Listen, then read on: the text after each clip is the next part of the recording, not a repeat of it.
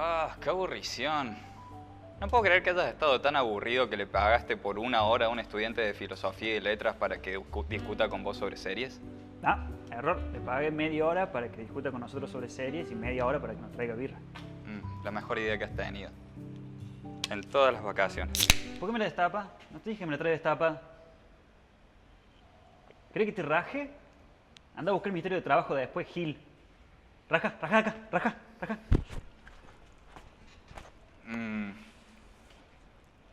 Muy buena cerveza. No sé si me parece la actitud. Creo que no aprendiste nada de Roma.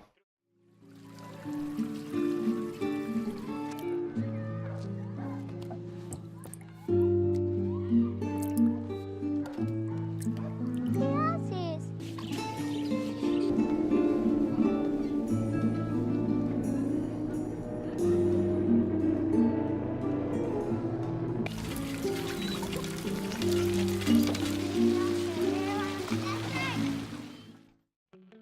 Creo que ellos no aprendieron nada. Me parece que tendríamos que rever la película. No sé si significa lo que vos Yo crees creo que significa. saqué todas las lecciones que se pueden sacar de la película de Roma. O sea, ¿de qué se trata Roma? Roma tiene una familia, una historia entre comillas. Hay una familia, Sonia, creo, y Antonio, que están en la colonia Roma, en México, en los 70s, y tienen una negrita, la criada, que está ahí. Sí. Para, nos acordamos los nombres de los dueños de la casa y no ¿Quién? de la empleada que es la protagonista. Negrita. Cleo. ¿Qué? Cleo. Bueno, Cleo, que así se llamaba. Bueno, y Cleo, como que la peli se recuela con Cleo, boludo. O sea, para mí como que se pasa un ratazo. Creo que es la protagonista. Viendo.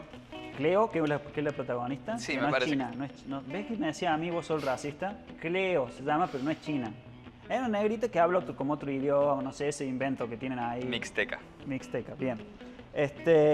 Y bueno, ella tiene que cuidar, como corresponde a la gente de la casa, de a Sonia y a Antonio y a sus hijos, haciendo un trabajo mediocre desde mi perspectiva, como que se esfuerzan, pero no es muy comunicativa, le cuesta, y los dueños de la casa tienen que como que dar sobre explicaciones para que haga las cosas que tiene que hacer por instinto, como su raza, digamos. Ay, Y bueno, y vemos un poco de su vida, de cómo sufre, y si tiene o no un chico, si se muere o no un chico. bueno, sí, ahí por ahí sí, pasa más cerca, me parece, pero vamos, la trama de la película. Me hacía acordar mi infancia un poco. En mi infancia teníamos un par de esas, como de esa gente, había como, De no chicas sé, que ayudan. una o dos, digamos, o la misma, no me acuerdo. Pero estaban, y bueno, como que me gustó esa parte de la peli, eso de la nostalgia que te trae. Creo que Cuarón, porque creo que Cuarón le hizo por nostalgia de su propia infancia, que él vivió en Colonia Roma y era como uno de los chicos de esa familia, de clase media alta. Y creo que estuvo bien el enfoque que él tuvo, porque él dijo como que le hizo de acuerdo a su infancia, y me sentí identificado con eso. Es una película sumamente intimista y no es difícil sentirse identificado con una situación que, si bien se restringe a ciertas clases sociales, a cierta situación de clase, es algo que todos hemos visto en algún momento, o que todos hemos experimentado, que todos hemos vivido. Es una película muy sobre la vida cotidiana de esta persona. Sí. Pero sobre todo me parece que es una película sobre las intersecciones de las vidas cotidianas de las personas. Me parece que la idea iba más por el lado de todos vamos por túneles, digo yo, ¿no? Para graficarlo bien. y podemos entrever las vidas de las otras personas a través de las grietas en esos túneles. Por eso me parece que estaba tan centrado el foco en esta protagonista, que tiene un rol que por lo general es socialmente visto como subalterno directamente, y es bueno ver cómo a través de... Es bueno ver cómo a través... Subalterno como corresponde. En la película funciona muy bien, porque nos da un lugar privilegiado, no solamente porque está presente, sino también por lo poco que le comparten por ahí, y cómo a través de su visión podemos entrever pedazos de las vidas de otras personas o de otras situaciones sociales. ¿Voy todo en blanco y negro? Excuse me. Veo 50% en blanco y negro. Ah, sí, por discapacidad y eso. Está todo en blanco y negro. ¿No ves que no? ¿Qué color es? No. Gris. Bien. Ah, está bien, entonces estamos viendo bien. Normal. Así es como siempre. ve la gente culta, como Bien. somos nosotros, blanco Perdón, y negro. seguí hablando de la indiecita. Esta película, totalmente en colores naturales, es decir, en blanco y negro, se encarga de mostrar, bueno, lo que decía antes, se encarga de mostrar todas cuestiones de vida, pero desde perspectivas casi laterales. Y es bueno porque esa es en realidad la visión que todos nosotros tenemos de las vidas de los demás. Me parece que es una película que está muy relacionada con lo que se llama teoría de la mente, que es la capacidad de atribuirle a otras personas la capacidad de razonamiento, en cierto modo la capacidad de ser los protagonistas en sus propias historias, darse cuenta de que las otras personas son los protagonistas en su historia, así como nosotros somos en la nuestra. Me parece que tiene un mensaje muy fuerte por ese lado. No es solamente un mensaje social, referido a las clases sociales, sino que me parece que habla en un sentido más general a la condición humana de cómo los grupos que formamos nos separan y nos dejan parcialmente ciegos a la vida de los otros grupos. Sí, yendo un poco al tema de tratamiento de vidas paralelas de todos los personajes y esta como pan-visión que tiene la película y la perspectiva, que es múltiple, a pesar de que está más enfocada en el personaje de Cleo, es muy interesante, o más por lo que más destacable tiene, que es la fotografía, la cinematografía en general. Digamos, es como que es una narrativa lineal de una historia con primer acto, segundo acto y tercer acto. Tanto no tiene, pero me parece que juega a favor el estilo cinematográfico que eligió el director, digamos, que es técnicas de filmación muy innovadoras, muchos planos secuencia, que creo que en esta película están bien utilizados. Ahora hay mucho del uso del plano secuencia, esta toma que no termina, no hay cortes, o que si hay cortes con edición se hace parecer que no. Ahora es como que cualquiera en cualquier película se quiere mandar la suya y a veces no tiene mucho sentido. Hay ejemplos en que funciona, como La maldición de Hill House, que es una serie de Netflix, que está muy bien, y un muy buen ejemplo es en esta película de Roma, digamos, donde estamos presentando más una situación costumbrista, donde mucho digamos, no hay grandes puntos de sobresalto, si bien tiene algunos, pero mucho de la masa de la película, de lo que la compone, son los momentos cotidianos, los momentos lentos. Entonces como que estamos permanentemente en la perspectiva de tipo mosca en la pared, viendo la vida de otra gente. Entonces me parece que las técnicas de filmación que usó Cuarón en la película se aplican muy bien. Principalmente, bueno, ya podemos volver de todas formas, pero yendo un poco al final, en la toma esta... La toma al final, en la playa, cuando se van de vacaciones Cleo sí. con los hijos, están en la playa, bueno, hay una situación que no vamos a decir en qué va, pero hay una toma que la sigue a ella permanentemente, y lo interesante es que, como vos decías, la tiene de protagónica, y nunca más que en esta toma, donde la mantiene ella, a pesar de que la emergencia o el punto de tensión y de conflicto está alejado de ella. Pero la cámara se mantiene en ella permanentemente. Eso resume en gran medida todo el concepto de la película. Poder percibir todo lo que pasa alrededor sin salir de la visión específica de esta persona. También se usa mucho cuando, en lugar de mostrarte, en otras escenas, por ejemplo la escena en la enfermería, en lugar de mostrarte lo que está pasando en el momento, te muestran cuál es la reacción de ella, te muestran cuál es la reacción de Cleo con un primer plano. Y me parece que muchísimas de estas técnicas que hablábamos de filmación, como los extensos planos secuencias, funcionan muy bien en el sentido que se dice que funciona bien el buen CGI. Se dice que el buen CGI funciona cuando no se nota, y en esta película, si bien lo empezás a notar al principio, está tan bien integrado que no interfiere para nada con la película. Claro. A diferencia de, por dar un ejemplo, cuando vi Baby Driver, que es una muy buena película, pero tiene un plano secuencia larguísimo al principio, que te da la impresión de que el director está presumiendo de su capacidad para sí. Es un capricho donde quiere mostrar, bueno, en esta peli voy a usar música que va con el movimiento y la edición rápida, digamos. Sí, una película buena de Edgar Wright, me parece que se llama el director. No, es muy buena, pero no tiene la ventaja esta que tiene Roma de tener tan bien integradas estas técnicas. Claro. Al punto de que son totalmente centrales para contar la historia y no distraen tu atención permanentemente. Hablando de eso, hablando de la música, casi no tiene música esta película, pero el diseño de sonido es impresionante. Es una película que, como hablábamos con Franco, es que Spider-Verse es una película para ser vista en 3D. Esta es una película para ser vista con auriculares. ¿Cuándo? ¿Con quién? ¿Qué? Franco, nuestro otro compañero que se fue de vacaciones con hablaron nosotros. de Spider-Verse. Ah, sí, buena peli, me gustó. Buena peli, excelente. Me gustó. Hay un negrito también en Spider-Verse, ¿no? Sí, me gustó. Sí. Hay un... Colores impresionantes en la hay película. Visualmente impresionante. Sí. Perdón, sí. Es una película de color. Ah, sí. Los sonidos son muy importantes en esta... al igual que las técnicas de filmación, los sonidos son muy importantes en esta película para mostrar cuál es la posición física del sujeto observador respecto a lo que está pasando. Hay mucha utilización de una especie de sonido tridimensional, donde cuando cambia la perspectiva, cambia el lugar desde el que viene el sonido. Recuerdo una escena en particular donde hay una manifestación en la calle, una manifestación que al parecer, no sé si es un hecho histórico de México, Sí, pero el parece trasfondo algo, es un hecho histórico. parece algo súper importante. Y es todo visto no in situ, no como los protagonistas insertos en esa situación, sino desde una mueblería, desde atrás del vidrio de una mueblería, y el sonido te refleja eso. Y de nuevo eso resuena con el concepto general de la película, que es esto de cómo percibimos la vida desde nuestro pequeño túnel, desde nuestro pequeño espacio, cómo percibimos las vidas de los otros a través de las grietas que hay en ese túnel.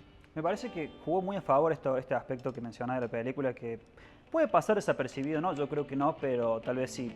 Sin información del contexto y todo eso, la peli funciona igual, la narrativa funciona, pero es muy interesante esto de trabajar el trasfondo político y social a partir de un hecho, digamos, de un disturbio social.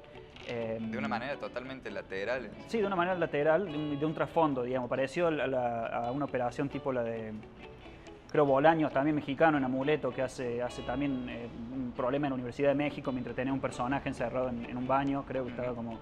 Y todo el conflicto funciona afuera. Me parece que es una técnica muy interesante, que se ahorra sobreexplicaciones y se ahorra lo panfletario, digamos, que uno podría decir, bueno, acá está tratando de decir algo sobre la política, pero no es panfletario, o sea, lo agarras como de refilón, tangencialmente. Lo que pasa es que, además de que eso suena un poco cínico, me parece, bueno, no tenés que comprometerte con ninguna de estas historias, pero la ventaja que tiene es que no... es una gran ventaja no presentar la información extra porque te pone en la situación de cada uno de los personajes que son incapaces de conocer, son esencialmente incapaces de reconocer por completo la vida que están llevando los que están a lo suyo. A nosotros nos ponen en el lugar de Cleo, la sirvienta, para darnos cuenta de la poca bola y el trato, no necesariamente un trato malo, pero la desconexión que hay, cómo ella vive con esta gente en esta casa, cría a sus hijos y hay una desconexión absoluta con la gente que lo rodea. Y eso, de nuevo, se ve reiterado por la utilización del lenguaje. En esta película se utilizan 3 idiomas diferentes, mixteca, español e inglés. Y supuestamente viene con subtítulos para el mixteca. En la versión donde yo lo vi, no tenía subtítulos. Pero en teoría Netflix, creo, porque es una película de Netflix. De hecho, fue otro tema ese de si Netflix podría o no estar para los Oscars, que estuvo finalmente. Estuvo. Pero sí, creo que supuestamente Netflix había dicho que su versión iba a tener subtítulos. A mí me parece que no tiene sentido eso, porque socava el concepto de la película. Lo de la parte de la incomunicación y lo que no se puede... Eso es interesante lo que decís, lo que no se puede captar de la experiencia del otro, digamos. O sea, exactamente. Sí. Y eso fue lo que te pasó con Robbie. Falta de comunicación. Falta de y que no sabe servir. Y no entiende. Sí. Tienes que entender que son... Sí. ¿Qué te pareció, hablando de eso, la experiencia que tuve yo con la peli? Esta cosa de nostalgia, infancia, al final tal vez, que eso es muy discutible con el final, al final somos personas todas en este mundo buscando nuestro camino, que fue una parte de la crítica, me parece que la tomó por ese lado la película, o fue apreciada para eso, versus la otra parte que dice, o la película es una denuncia directa a la explotación laboral, o la película, por el contrario, naturaliza la explotación laboral. Era como que se le pegó de los dos lados. Los que lo veían con buenos ojos decían, no, está denunciando la explotación laboral, y los que no decían, no, lo naturaliza y hace como que, bueno, el patrón en realidad es bueno y Cleo en realidad no sufre, digamos. Claro, entiendo, es un poco como esa propaganda de la FIP de Don Carlos, todo dubón, todo legal, después de 20 años lo voy a poner en blanco, así que agradezcanme. ¡Bien, Don Carlos! Claro. Se puede sentir un poco como eso, pero me parece que es más potente el mensaje cuando lo encara desde una cuestión humana. No hacía falta plantear que... Habría sido más irreal, me parece, y menos convincente plantear que los patrones de Cleo eran gente de mierda. Porque no lo eran gente que estaba en su mundo con sus propios Y porque problemas. a diferencia de los casos, sí, cuando son más panfletarios o más crudas estas narrativas, pasan por alto la sutileza que tiene cierto tratamiento. Claro, al requerir un villano, Claro. borrás la sutileza de la realidad, que es que no es que toda la gente que está laboralmente maltratada, digamos, está maltratada por gente malvada. Claro. Está Se da la maltratada por explotación. gente como vos, que les Claro. bajo pagan para... Bueno, para- maltratado. Pedía que una birra no me la trajera abierta. Ya.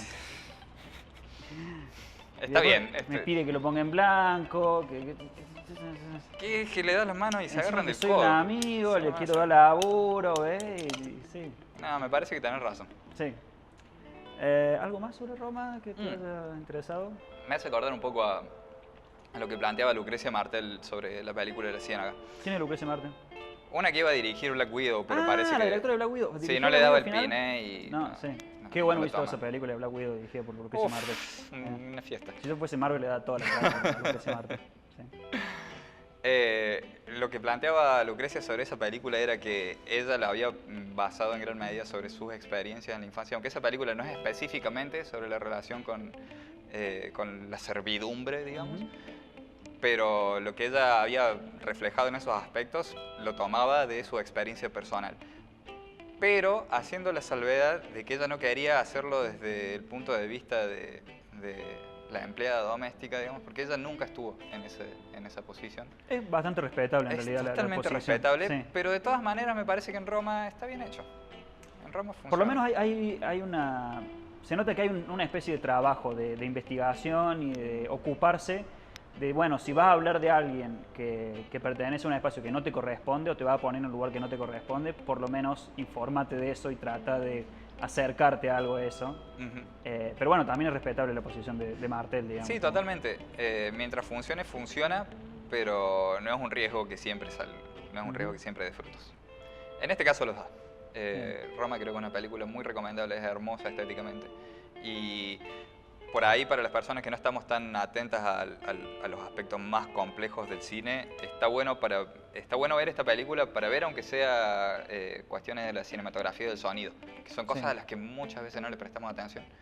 Y en este caso están bien reflejadas y es una película que hace mucho uso de eso, le saca jugo, entonces ahí es más fácil darse cuenta de por qué eso es importante. El chico de la... Ya no te van a tener más esto, el chico de la donta. ¡Roberto! ¡Chico! ¡Roberto!